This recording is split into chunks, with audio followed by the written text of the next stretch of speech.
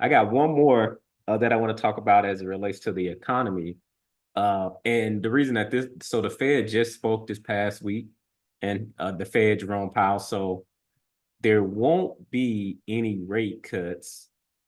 And so let me do a screen share again.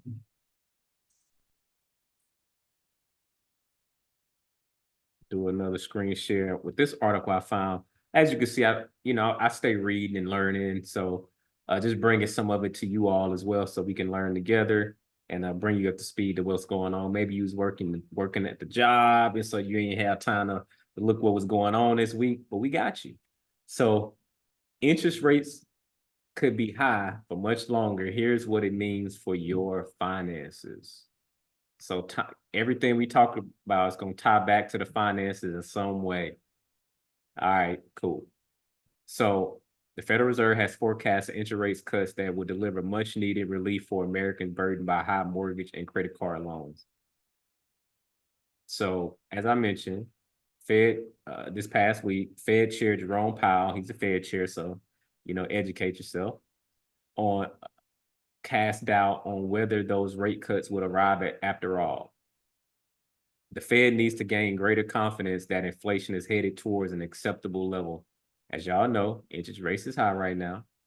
The prospect of high interest rates for a longer period of time could exacerbate the financial pain already imposed by elevated borrowing costs, making loans expensive even as consumers still weather elevated prices, experts told ABC News. Americans with savings accounts and cash accounts, naturally, they're getting decent returns because they're getting higher interest on their money.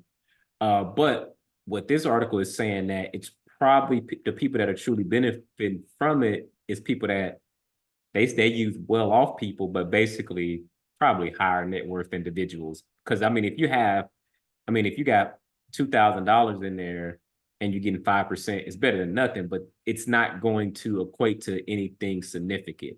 But it hit a little bit different if you got 10 million just sitting there, or 5 million just sitting there. You will see 5%, could make a bigger difference. Right. Everyday people are suffering the most. A financial advisor and managing partner shared, not only are the high interest rates gobbling up their excess income, but inflation is really killing them on everyday items. The Fed decided to hold its benchmark interest rate steady at a meeting on Wednesday, citing a lack of recent progress in price increases. Inflation has fallen significantly from a peak of 9.1%, but it remains more than a percentage point higher than the Fed's target rate of 2%. Since last July, the Fed funds rate has stood between 5.25% and 5.5%, matching its highest level in more than 2 decades. Over that period, borrowing costs have risen for everything from credit cards to student loans to mortgages. By the end of 2023, Americans held more than $1 trillion in credit card debt, which marked a record high, according to a report released by the Federal Reserve Bank of New York in February. And you can go to their site too and look up reports and things like that, just so you know. As of Wednesday, average credit card interest rate stood at a staggering 20.6%.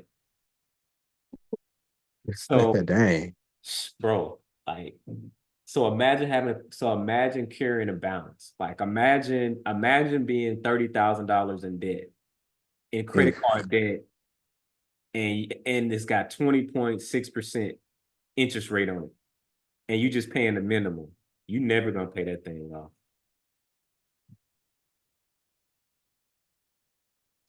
I would love to be the credit card company in that case. Shoot, you give me that 20%. Yep.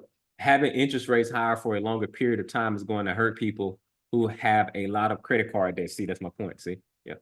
You're gonna be going through it, So we gotta, that's why we encourage folks, hey man, clear that debt. And if you don't make enough money to snowball that debt, we might need to focus on finding ways for you to make more money.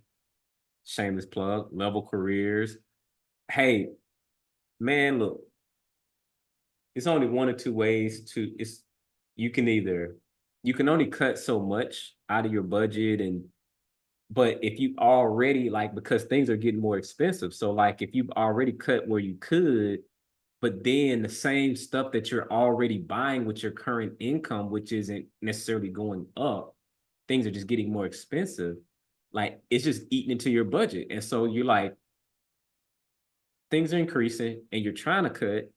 And so it's like you can only cut so much. It's like, I just need to make more money. But what does that look like? And so, you have to put together a plan to figure out what that is. Like we all are faced with that. Make more money. Like we gotta make more money. But then there is the other aspect of it's important to make the money, but then also be a good steward of the money too, so you can keep more of your money.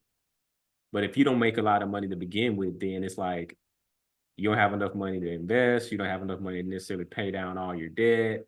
And so I want to be mindful, like, and not be tone deaf to that because that's definitely a thing.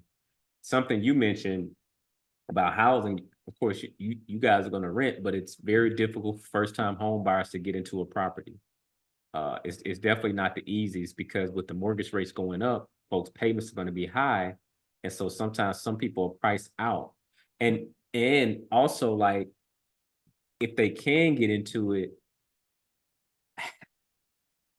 did you do just enough to get into the house and then you can't afford like you in there and now you can't afford nothing like and everything has to go perfect while you living in there like no emergency scenarios that come up and life is gonna happen, right? So like you got this house, you strapped, and it's taking all your income. They call it house rich, cash poor. You can't afford for nothing else to happen, or you just can't afford nothing else.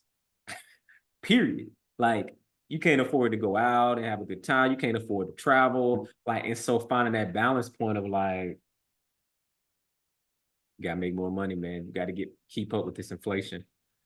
So they talking about the high yield savings account. We talked about that.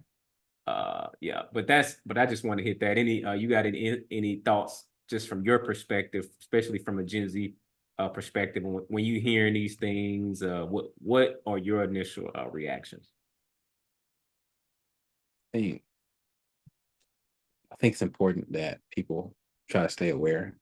Like I said, we're not asking people to be super sophisticated because it feels like because I feel like for me sometimes if I feel like I'm not going to understand it, I might shy away from it or just focus on something else. But like I said, it's stuff's too important to not at least try to because I feel like back in the day growing up, if you tell me if it was the same for you, but I feel like growing up it was very normal to see your parents watching the news, trying to stay at least somewhat informed. And I don't know if people do that anymore, but this is just a financial version of doing that. You just, watching the news, watching articles. And so, like I said, the reason why I say you don't have to be so sophisticated is because, take us. Basically we just normal people here. We're not professors. We're not financial advisors. We're just trying to make sense of this stuff and make the best decisions for us and our families. And so even me, I went to the best business school in the country. And like I said, I'm hearing these terms and it's flashing me back to finance class. And I'm like, oh, I ain't heard that word since and all, you know what I'm saying? It's a Fed funds rate and all that. So, oh, I don't know if I got that answer right on the test, but like I said, even with me having taken that class, even I'm still like, I remember that stuff, but let me Google real quick, Fed funds rate, what that mean? And so we're not asking you to know everything, but know enough to be dangerous and know enough to where, okay, you can start making decisions for your household. And you can start trying to predict where things might go. Like, okay, you start trying to play things out in your head. Like, okay, well, if things keep going the way this article says, a year or two down the line, this is how things might be. So this is what I should do. Or if things go the other way, this is how I can also play it. So just, arm yourself with knowledge. Yeah, facts.